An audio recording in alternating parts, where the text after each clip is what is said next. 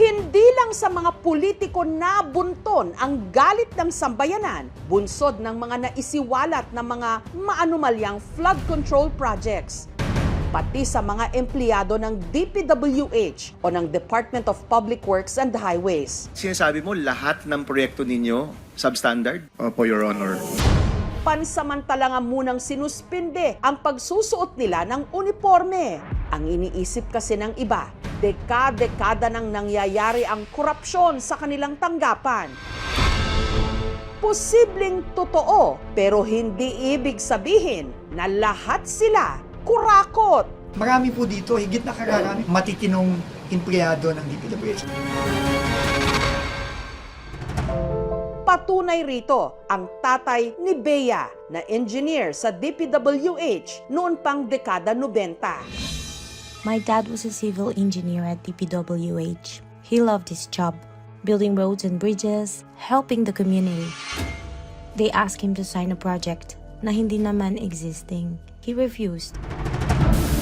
Pero ang nangyari sa kanya matapos yon, nagpayanig sa kanilang pamilya. And after that, he lost his job. Life got hard, wala nang extra, minsan kulang pa. Sa panahong laganap ang katiwalian, Magkanong pera yung inabot mo? Maraming maleta po ng pera yon, Your Honor. hanggang saan ka tatayo para sa tama kung ang kapalit kinabukasan ng iyong pamilya.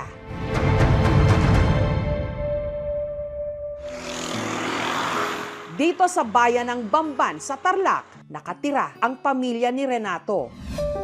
Taong 1996, naging Engineer 2 sa DPWH Region 3 Office. Ako po ay na-assign sa mga projects na river channeling, mga construction of dikes. Ang akin pong gawain, i-monitor, tignan yung quality, mahal ko ang trabaho ko. Dahil sa kanyang trabaho, nabigyan niya raw ng maginhawang buhay ang kanyang misis na si Marilyn at ang 4 nilang mga anak. Nabibili yung mga simpleng gustong mabili, nakakapamasyal. Ang aking mga anak, nakakapag-aral sa private school. Hatid sundo niya kami sa school. Lagi rin daw nilang napagsasaluhan ang paborito nilang ulam. Ang paborito ko pa namang lutuin, sinigang eh. Nabibili ko yung mga sahog na yan.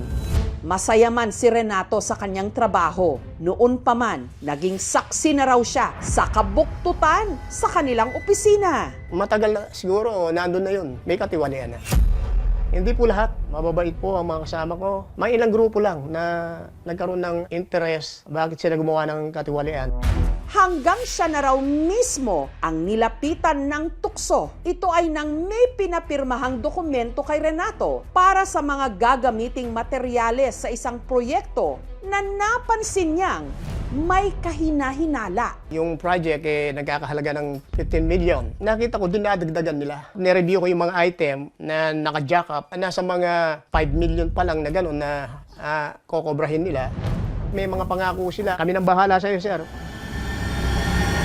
Hindi pa rin ako nagpatinag. Kung ano lang yung totoo dapat, yun lang ilalagay. Bilang isang inhinyero, ano siya? Kung ano yung accomplishment mo, yan ang pipirma niya. Bait yan. Walang nagreklamo eh. Lahat gusto nga siya eh. Ilang araw lang, inalis na ako bilang resident engineer. Nabalitaan ko na lang, iba na pala yung nakapwesto. Pero alam ni engineer na may ibang dahilan kaya siya tinanggal sa posisyon. Dahil lang sa hindi niya pagpayag na pumirma sa tingin niya maanumalyang proyekto. Tinanggap na lang namin. Nanghinayang lang ako dahil maganda ang trabaho ko. Nag-adjust ang aming lifestyle. Naranasan ko yung mga downfall sa kahirapan. Naranasan din namin yung may transfer yung mga bata sa public school na dating nasa private school. Nabawasan yung baon ko. Nung nagtatrabaho siya, 10 pesos whole day. Tapos nung nawalan siya ng trabaho, naging 5 pesos. Dumating sa point na bibili kami ng isang pack ng noodles, dadagdagan ng tubig para lang magkasya sa amin. Imagine niyo na lang na sinigang niya, sabi ko sa aking mga anak. Naawa ko sa kanila. Mas lalo pa raw silang nalugmok ng ang kanyang mga anak, sunod-sunod na naospital. Yung bunso at saka yung pangalawang bunso ko, nagkasakit sila nun dengue and typhoid fever magkasabay. Yung bunso kong anak na lalaki, muntik na po siya talagang mamatay. Sumigaw talaga ako. Lord, wag mong kukunin yung anak ko. Wag po ngayon. Wag, please. Pati mga pera sa bangko, nawala lahat. Nakautang kami. Napilitan din daw ang mag-asawa na magbenta ng mga naipundar nilang gamit. Yung TV, yung ref, lahat na. Halos na zero kami noon. Ang prayer namin sana, Lord, dumating ka na. Kunin mo na kami para yung nararanasan namin ngayon, di na namin maranasan. Aminado si Renato, sa panahong yon, napaisip siya kung dapat bang pinirmahan na lang niya ang mga dokumento sa DPWH para sana hindi na sila naghirap ng ganoon. Naisip ko rin yun. Pero nanindigan ako. Wala akong pinagsisisihan. Ang gusto kong ipakain sa aking pamilya ay yun ang galing sa tama. Nung mga sandaling yon, ibinuhos daw ni Renato ang kanyang oras sa simbahan. Dumating ang araw, naging pastor talaga ako. Napakasarap magbahagi sa salita ng Panginoon. Pero kinailangan niya raw ulit kumayod nung magkolehiyo na ang kanyang mga anak. Tinanong ako ng aking panganay, Tay, meron ba akong pag-asa mag-aaral? Hanggang sa tila sinagot daw ng langit ang kanyang mga dalangin. May kaibigan ako na may comparison project manager. Kailangan niya ng engineer. Nag-try ako na mag-apply. Natanggap naman ako. Ang sinibak na DPWH engineer dahil tumangging sumali sa katiwalian, naging inhinyero ulit sa pagkakataong ito sa isa namang pribadong kumpanya. Naging project engineer din ako. Nakatulong po ng malaki yon. Yung aking goal ay natupad na makapag-aral lang at makapagtrabaho ang aking mga anak. Si Bea nakapagtapos ng psychology at isa na ngayong musician. Si Sam sumunod sa yapak ng kanyang ama. Isa na rin ngayong lisensyadong civil engineer. Si Irene, graduate ng kursong Information Technology. Habang si Camille, isa ng arkitekto. At hindi lang daw sila ang napagtapos ni Renato. Umabol pa nga ang misis ko na mag-aral din ng education. Sobrang proud ko sa tatay ko kasi nanindigan siya sa tama. Sobrang grateful ko sa aking ama. Pinalaki niya kaming may takot sa Diyos.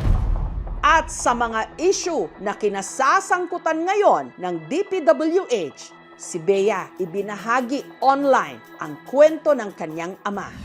My dad was a civil engineer at DPWH.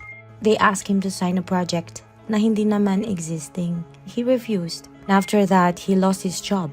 Life got hard, but he never regretted it. We are proud of you, tatay. Bilang pagpupugay sa katapatan ng kanilang tatay Renato, ngayon lang po kami magkakasama ulit ng pamilya, kaya pinaghandaan namin na ipagluto ng paboritong ulam ni tatay. Ito po ay yung sinigang na baboy. Tay, ito na po yung favorite niyong ulam. ang kanyang mga anak naghanda ng isang simpleng salo-salo. Ako'y masaya dahil kapiling ko ang aking buong pamilya. Ang magkakapatid may mensahe rin para sa kanilang ama. Mahal naming tatay, gusto po naming ipahayag sa inyong harapan na kami ay lubos na proud sa inyo. Sa bawat pagsubok at hirap ng buhay, ipinakita ninyo sa amin ang tunay na kahulugan ng katatagan at kabutihan. Tay, wala man po kayong naipundar na milyon, magagarang bahay o sasakyan, ibinigay naman ninyo sa amin ng higit pa sa lahat ng iyon. Ang pagpapalaki na may mabuting prinsipyo, integridad at pananampalataya kay Kristo. Yun po ang kayamanang walang kapantay. Hindi matutumbasan ng kahit anong halaga ang pagkakaroon ng isang tatay na katulad ninyo. Walang hanggang pasasalamat sa Diyos ang nasa puso namin dahil kayo ang aming tatay. Mahal na mahal po namin kayo, Tay. Ma. Tears of joy to ay pinagkalob ng Panginoon Diyos ang aking panalangin. Ang aking mga anak ay lumaki na may paggalang sa Kanya.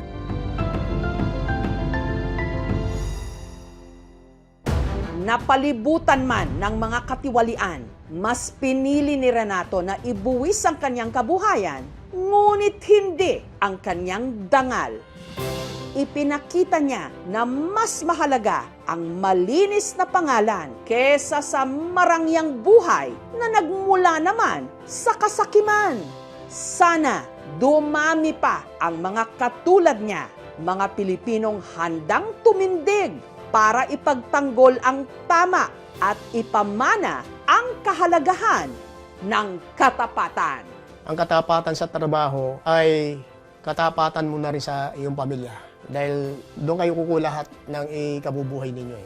Ang katapatan po, kailanman ay hindi ito nabibili ng salapi.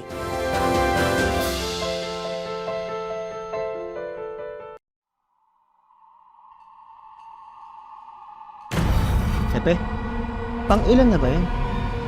Patay ang kinakain. Buhay naman tayong lahat. Ito pang kinakabahan.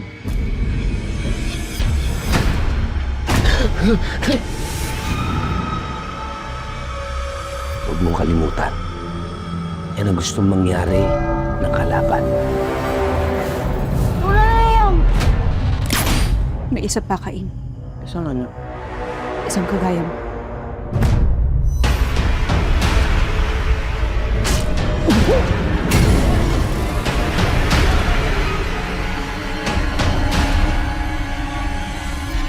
Kapag nagpapakita daw si Pochong, may mamamatay.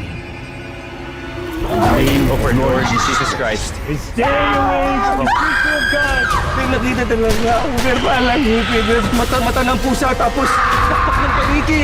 Punta tapos makakalit ko po. Let us pray!